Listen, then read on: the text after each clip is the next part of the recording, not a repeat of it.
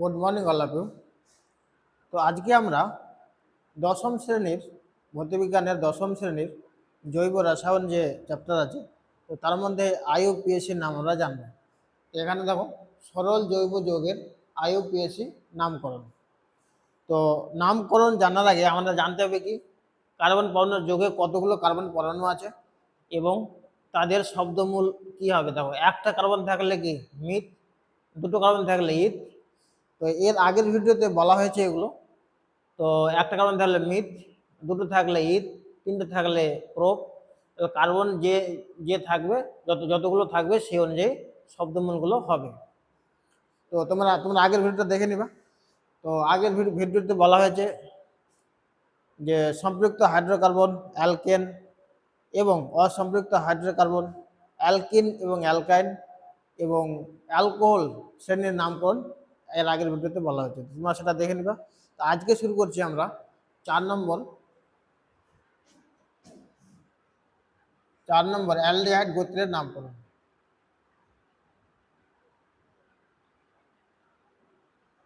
Aldehyde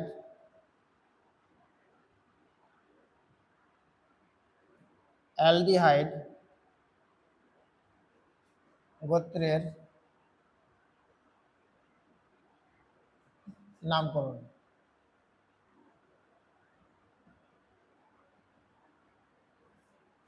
aldehyde গোত্রের নামকরণ।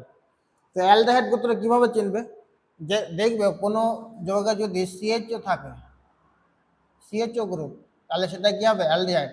Aldehyde থাকলে আমরা কি যোগ করব? সাফিক্স অ্যাল যোগ করবো। আমরা অ্যাল যোগ করব। আমরা কি যোগ করবো? অ্যাল। উদাহরণ দেখো, HCHO। এখানে দেখো কার্বন কয়টা? একটা কার্বন। তো একটা কার্বনের জন্য এখানে মিথ হয়, তাহলে এখানে কি হবে? মিথেন। মিথেন কি হবে? মিথেন যোগ অ্যাল, তাহলে কি হলো? মিথানল। মিথানল। তারপর আরেকটা যৌগ দেখো, CH3CHO। এখানে কার্বন বলো এক, দুটো কার্বন। তো দুটো কার্বন থাকলে কি হয়? ইথ হয়, তাহলে এখানে কি? ইথেন হবে।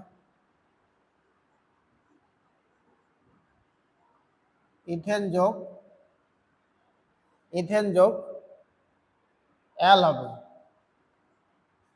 ইথেন যোগ অ্যাল। ইথেন যোগ অ্যাল, তাহলে কি হলো? ইথানল। ইথেন যোগ অ্যাল, ইথানল। ইথানল। তাহলে আরেকটা বাড়ালে কি হবে? প্রোপানল হবে, বুটানল হবে, এভাবে হবে। এবার 4 নম্বর হলো অ্যালডিহাইড গোত্রের নামকরণ। এবার দেখো 5 নম্বর। এবার কিটোন গোত্রের নামকরণ। কিটোন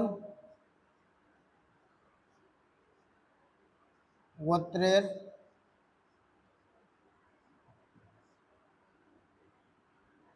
নামকরণ। কিটোন গোত্র কি করে চিনবে? সেখানে ডাবল বন্ড সিও থাকবে, সি ডাবল বন্ড ও এটা থাকবে।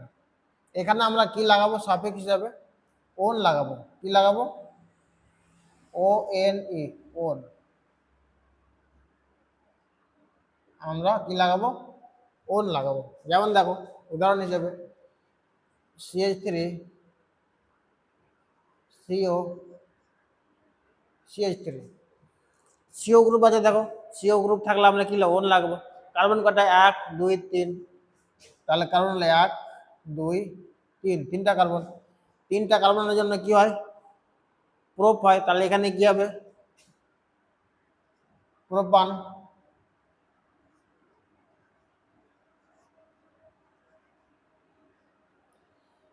অ্যাকচুয়ালি উচ্চারণে ই হয়, তো এখানে যখন নাম লিখবে তখন শেষের এটা লিখবেন। তাহলে প্রোপান যোগ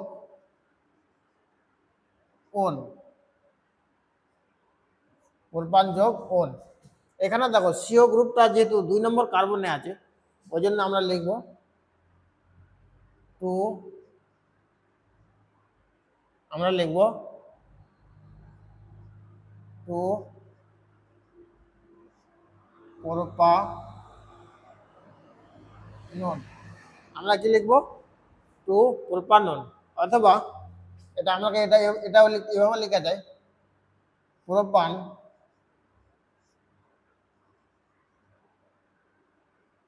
প্রোপান 2 ওন। তাহলে 2 প্রোপানন অথবা প্রোপান 2 ওন, এটাও আমরা লিখতে পারি। তাহলে কি 4 হলো অ্যালডিহাইড গোত্রের নামকরণ, 5 হলো কিটোন গোত্রের নামকরণ। এবার লাস্ট দেখো 6 নম্বর। 6 নম্বর কার্বক্সিলিক অ্যাসিড গোত্রের নামকরণ। 6 নম্বর কি হবে? কার্বক্সিলিক অ্যাসিড গোত্রের নামকরণ।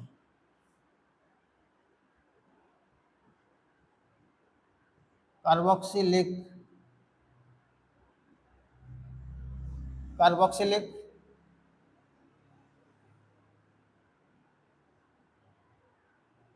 অ্যাসিড গোত্রের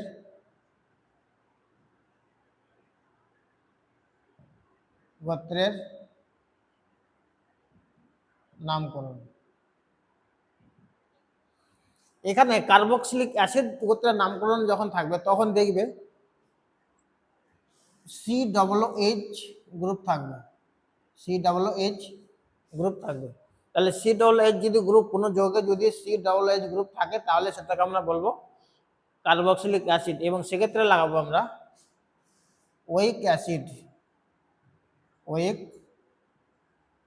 অ্যাসিড,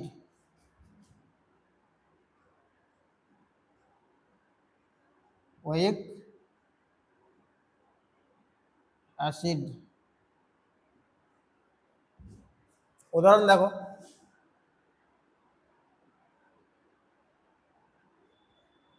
HCOOH। এখানে দেখো কার্বন কয়টা? একটা কার্বন।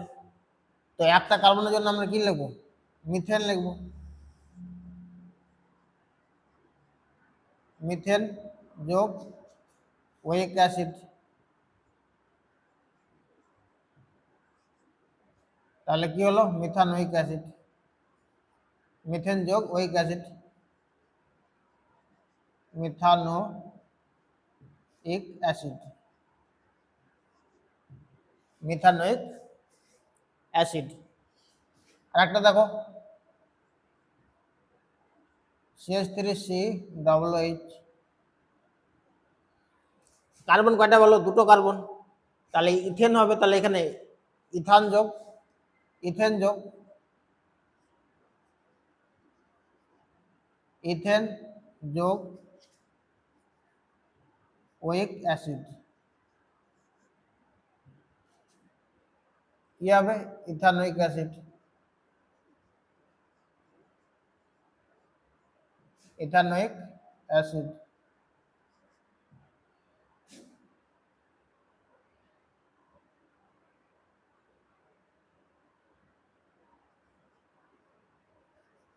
ইথানোয়িক